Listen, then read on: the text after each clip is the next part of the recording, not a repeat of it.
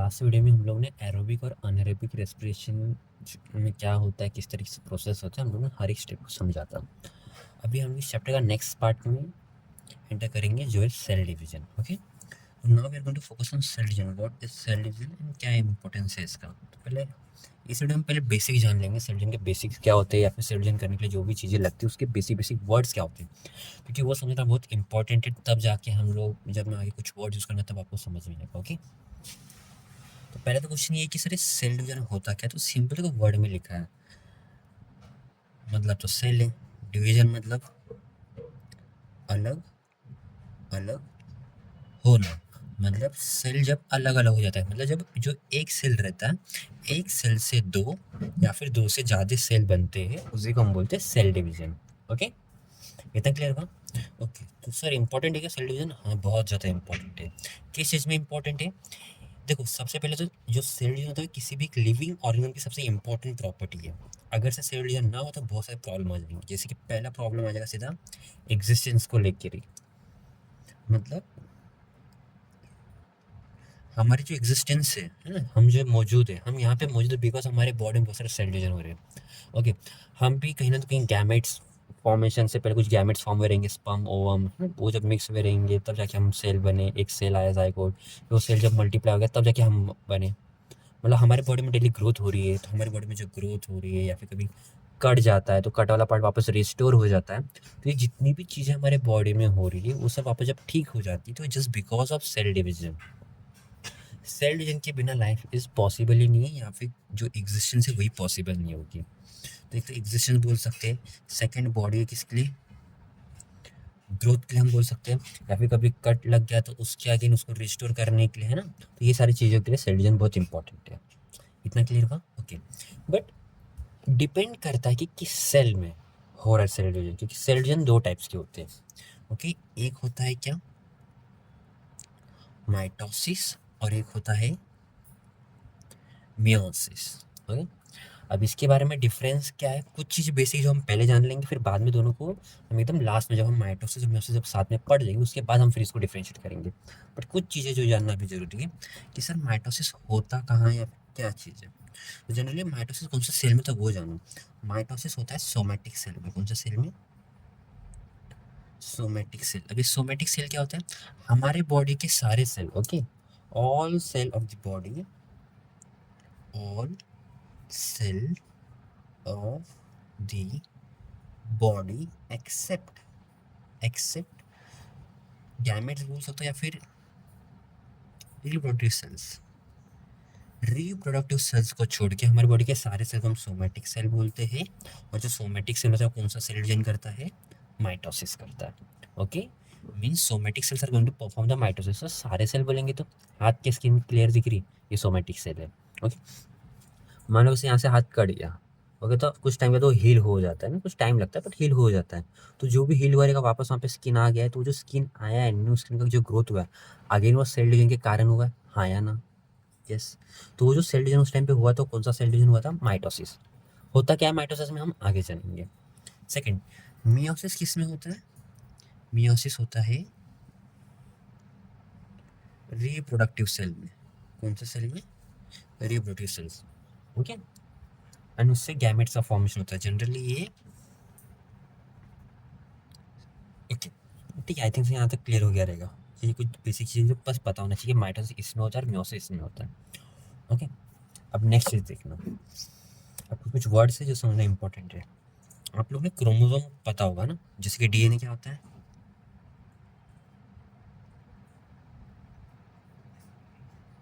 ये जो helical structure दिख रहा है ये हमारा डीएनए होता है ना। फिर हमको पता है कि सर डीएनए जो रहता है वो जनरली कंडेंस फॉर्म में रहता है ना, थोड़ा सा जो भी रहे, जब ये कंडेंस हो जाता है तो डीएनए जो कंडेंस रहेगा उस कंडेंस पार्ट को हम लोग क्या बोलते हैं? क्रोमोसोम बोलते हैं। ओके, तो ये एक्चुअल में क्रोमोसोम होता है, ये याद रखना, ये क्रोमोसोम होता है। पर सेल डिवीजन के टाइम पे यही क्रोमोसोम अपने आप को डबल कर देता है। तो जब क्रोमोसोम अपने आप को डबल करता है तब वो कुछ ऐसा दिखता है, कुछ ऐसा। समझ में आया? तो ध्यान देना, हम लोग एक गलती करते हैं, हम लोग को लगता है कि जब क्रोमोसोम डबल हो रहा है तो हम समझते हैं कि ये क्रोमोसोम होता है और इसने अपने आप को ऐसा डबल कर दिया, ये गलत है, ऐसा नहीं होता कुछ। ओके, सिंपल सा ये सिंगल क्रोमोसोम है, जब सेल डिवीजन का टाइम होता है, जब वो अपने आप को डबल करता है तो वो कुछ एक्स टाइप का दिखता है। ओके, तो ये भी क्रोमोसोम है, ये भी क्रोमोसोम है, बट फर्क है, ये सिर्फ ओनली क्रोमोसोम है, एंड ये क्या है सर, ये जो क्रोमोसोम है डबल क्रोमोसोम है, तो इसके अंदर में ये जो एक पार्ट दिख रहा है, ये वन सिंगल पार्ट, ये एक पार्ट को हम लोग बोलते हैं क्रोमैटिड। क्या बोलते हैं? क्रोमैटिड। तो ऐसे इस क्रोमोसोम के अंदर में कितने क्रोमैटिड है? There are total 2 chromatids. Okay, और एक ही क्रोमोसोम के अंदर में जो 2 क्रोमैटिड होते हैं ना, उनको हम लोग बोलते हैं दे आर सिस्टर क्रोमैटिड। ये समझ में आया सिस्टर क्रोमैटिड क्या होता है? ये इंपॉर्टेंट है। ओके, अगेन वापस बता रहा हूँ, नॉर्मली सेल डिवीजन के टाइम पे ये एकदम थ्रेड फॉर्म में रहता है डीएनए। ओके, थ्रेड फॉर्म में रहता है, सब फैला हुआ रहता है। पर जब सेल डिवीजन का टाइम आता है, सेल डिवीजन के पहले में थ्रेड फॉर्म का रहता है, पर जब सेल डिवीजन का टाइम आता है तब वो कंडेंस होने लग जाता है। तो कंडेंस होकर ये फॉर्म करता है, इसको हम क्या बोलते हैं? क्रोमोसोम। एंड अगेन ये भी क्या है सर? ये भी क्रोमोसोम है। तो फिर फर्क क्या है दोनों में? बस फर्क इतना है कि सर सेल डिवीजन के टाइम पे जितने भी डीएनए रहते हैं वो अपने आप को डबल करते हैं, है ना? तो जो डबल हो रहा है ये इस तरीके से डबल होता है। इतना क्लियर हुआ? बट इसके अंदर में जो ये वाला पार्ट दिख रहा है,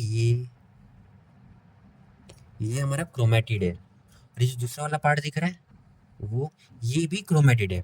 बट ये दोनों क्रोमैटिड एक दूसरे के कौन लगते हैं? They both are the sister chromatid of each other. ठीक है, ओके, अब आगे देखना। हमको पता है जो क्रोमोसोम रहते हैं सिंगल नहीं रहते, पेयर में रहते हैं, है ना? वी हैड स्टडीड, आपको पता होगा लास्ट चैप्टर में, लास्ट चैप्टर में हम लोग ने पढ़ा था 1902 में, याद है? ग्रास ऑफर से हमको पता चला था कि जो क्रोमोसोम होता है वो पेयर में रहता है, वॉल्टर सुटन ने बताया था हमको। तो मतलब ये जो क्रोमोसोम रहता है सिंगल ही रहता है, कैसे रहते हैं? पेयर में रहता है। तो ये एक क्रोमोसोम हो गया, एंड इसका जो जोड़ी में दूसरा रहता है ये दूसरा क्रोमोसोम हो गया। ओके, तो ये जो chromosome which are in pairs, they are known as what? They are called as homologous chromosome. Okay, जो क्रोमोसोम पेयर में होते हैं उसको हम होमोलोगस क्रोमोसोम बोलते हैं। तो अगर से हम नॉर्मली सेल की बात करेंगे तो सेल के अंदर में कितने क्रोमोसोम होते हैं? सेल के न्यूक्लियस के अंदर में they are total 46 chromosome. But क्या वो 46 अलग अलग रहते हैं क्या? नहीं, वो पेयर्स में रहते हैं। ओके, तो पेयर में रहते हैं, पेयर्स में रहते हैं, तो टोटल पेयर्स कितने हो जाएंगे? तो टोटल हो जाएंगे 23 पेयर्स। समझ में आया?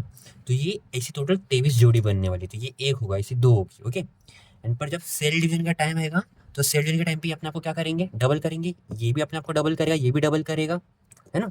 तो डबल करने पे कैसा दिखेगा? कुछ 1 2 3 4 कुछ ऐसा दिखेगा, एंड जो दूसरा वाला है वो भी कुछ 1 2 3 4 ऐसा दिखेगा, है ना? यहाँ तक क्लियर होगा? बट अब ध्यान से देखना, आखिर ये दोनों कौन है? ये दोनों भी एक दूसरे के कौन है? दे बोथ आर होमोलोगस, कि दोनों सेम ही है, कुछ अलग नहीं है, बस फर्क इतना है कि ये अभी सिंगल थे, ये अभी डबल हो चुके हैं। ओके, डबल क्यों होते हैं? क्योंकि सेल डिवीजन के टाइम पे मटेरियल अपने आप को डबल करता है, डीएनए को डबल होना ही पड़ता है। ओके, यहाँ तक क्लियर हुआ? बट अगेन फिर मैं कुछ बताया था क्या, कि ये वाला एंड ये वाला, ये दोनों एक दूसरे के कौन है? ये दोनों एक दूसरे के है सिस्टर क्रोमेटिड। ओके, ये वाला एंड ये वाला, ये दोनों एक दूसरे के कौन है? ये दोनों एक दूसरे के अगेन सिस्टर क्रोमेटिड। ओके, ये समझा? बट इस जो होमोलोगस क्रोमोसोम है, होमोलोगस क्रोमोसोम में ये वाला क्रोमोसोम एंड उस वाले होमोलोगस क्रोमोसोम में, चाहे ये वाला लो या फिर वो वाला लो, ये दोनों एक दूसरे के कौन है? दे बोथ आर, मुझे उसको मैं अलग लिख देता हूँ, they both are non sister chromatid. ये देखो, ओके, ये एक दूसरे के होमोलोगस क्रोमोसोम के अंदर में अलग अलग क्रोमोसोम है। ओके, बट ये दोनों एकदम सेम ही होते हैं बोलने के लिए, होम, इसके लिए तो हम बोलते हैं होमो, होमो का मतलब होता है सेम। ओके, लोगस बोलेंगे तो यहाँ पे हर एक जीन्स का पोजीशन होता है। ओके, मतलब जैसे भी जो भी इन्फॉर्मेशन रहते हैं तो एकदम पूरे सेम टू सेम रहते हैं, बस फर्क इतना रहता है कि एक मॉम के पास का रहता है और एक डैड के पास का रहता है। ठीक है, पर इन्होंने अपने आप को डबल किया, तो डबल करने पे इसकी जो जोड़ी है ना, ओके, तो उसको हम क्या बोलते हैं, they both are chromatid, but they, उनका रिलेशन क्या है दोनों के बीच का, they are sister chromatid. And इन दोनों के बीच का रिलेशन क्या है, अगेन ये भी सिस्टर क्रोमेटिड है। बट इसका ये वाला एक क्रोमेटिड और इसके क्रोमेटिड, दो अलग अलग क्रोमोसोम की chromatids are non sister chromatid. ठीक है, इतना क्लियर हुआ। ये सारे बेसिक पॉइंट्स जो क्लियर होना बहुत जरूरी है, तब जाके हमको आगे समझ में आएगा इजीली। होमोलोगस क्रोमोसोम भी क्लियर हो गया कि होमोलोगस क्या होता है। हाँ सर, जो पेयर्स में रहते हैं वो होमोलोगस क्रोमोसोम बोलते हैं। ठीक है, चलेगा। अब नेक्स्ट पार्ट देखते हैं। अगेन मैं हर एक चीज़ को एक बार वापस लिख देता हूँ। ओके, जनरली हम क्या देख रहे हैं, सेल डिवीजन। सेल डिवीजन में सेल के अंदर में न्यूक्लियस, न्यूक्लियस के अंदर में होते हैं क्रोमोसोम। टोटल क्रोमोसोम कितने होते हैं, 46 होते हैं। बट पेयर में बोलेंगे तो कितने होते हैं टोटल, 23 पेयर्स होते हैं। ओके, अभी इधर देखो, हम जनरली 23 के लिए डिनोटेशन देते हैं एन। अगर से 23 क्रोमोसोम है तो उसको हम किससे डिनोट करते हैं, एन से। तो 46 रहेगा तो उसको हम किससे डिनोट करेंगे, 2n से। तो आपके ऊपर कभी कभी n लिखा हुआ मिलेगा तो कभी कभी 2n लिखा हुआ मिलेगा। n लिखा है इसका मतलब ये पेयर नहीं, n मतलब उसकी आधी जोड़ी है, सिर्फ 23 क्रोमोसोम में, सिर्फ 23। 2n लिखा है इसका मतलब 46 बोलो या फिर 23 पेयर्स बोलो। वापस कंफ्यूजन सर, फिर ये 23 पेयर, इसमें फर्क क्या है, अगेन ये 23 पेयर्स नहीं, ये ओनली 23 क्रोमोसोम है। बट ये जो 46 क्रोमोसोम है उसको अगर हम जोड़ी में लिखें तो 23 पेयर्स बनता है। तो दोनों में डिफरेंस याद रखना। ओके, तो कभी कभी कुछ कुछ सेल्स होते हैं जिस सेल के अंदर में सिर्फ ओनली 23 क्रोमोसोम होता है, तो उस सेल को हम लोग एन से डिनोट करते हैं, उसके अंदर नंबर ऑफ क्रोमोसोम को। एंड उस सेल को हम लोग बोलते हैं हैप्लॉइड। क्या बोलते हैं, हैप्लॉइड सेल। हैप्लॉइड सेल का मतलब cell contain half set of chromosome. समझ में आया। और वहीं दूसरी जगह पे देखो, ये वाला सेल हो गया, इसका न्यूक्लियस हो गया, इसके अंदर टोटल है 46 बोलो या फिर 23 पेयर्स बोलो। ठीक है, या फिर इसका हम लोग इसको किससे डिनोट करते हैं, 2n से। तो जिसमें कंप्लीट सेट ऑफ क्रोमोसोम रहता है हम उसको क्या बोलते हैं, diploid cell. What is the meaning of diploid cell? It simply means cell contain complete set of chromosome. कितना क्लियर हुआ कि नहीं हुआ।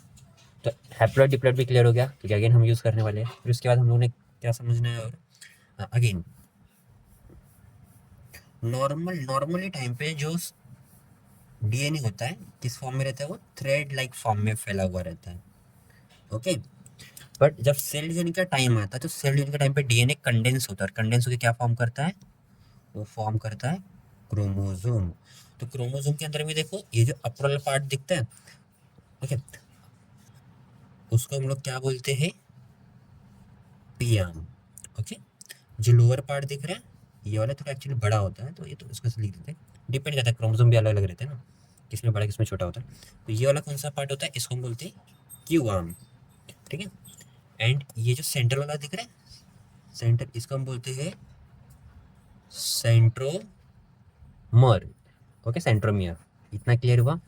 एंड याद है वो जो सिस्टर क्रोमेटिड देखा था, आगे देखेंगे। तो P arm, Q arm and centromere clear हुआ।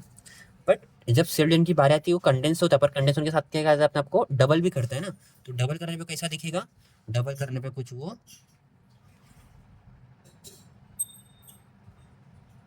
ऐसा दिखेगा।